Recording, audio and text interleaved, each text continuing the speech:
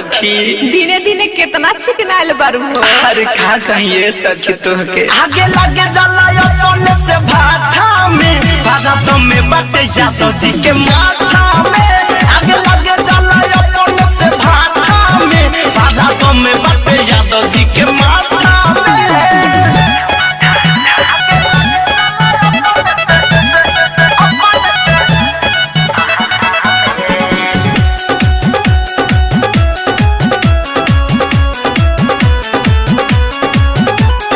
ससुरा में सुख बड़ा मिलता रोज रोज पलंग भी लहता। अरे सखी ससुरा में सुख बड़ा मिलता रोज रोज पलंग भी लहता। दिन पर दिन गोराता देहिया गगरी जवनिया के डोलता।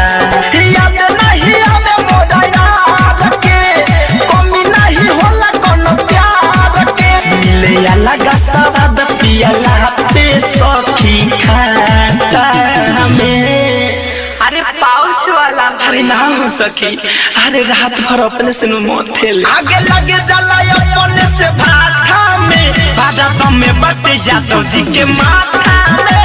आगे लगे जला अपने से भाटा में बारात में बटे जातो जी के माथा में।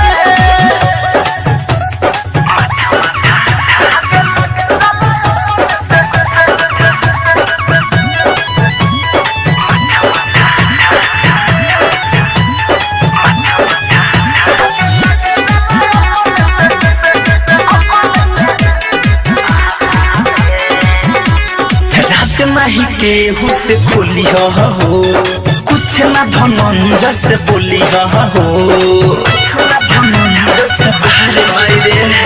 राज नहीं केहू से खोली हो कुछ ना धनंजय से बोली हो। राइटर दिनेश मारादा करादा कर देता हो ही चोलिया हो। चले जब कम छा छा के मन कर छोड़ा दी भागल रहा के। जना पे जवनिया अभिनव चंदन का में। आये सखी आ नमकीन लागेला कि सादा पूरा पिए लुकी आधा। अरे पूरा हो आगे लगे जला अपने से भाटा में बारात में बटे जातो जी के माथा में।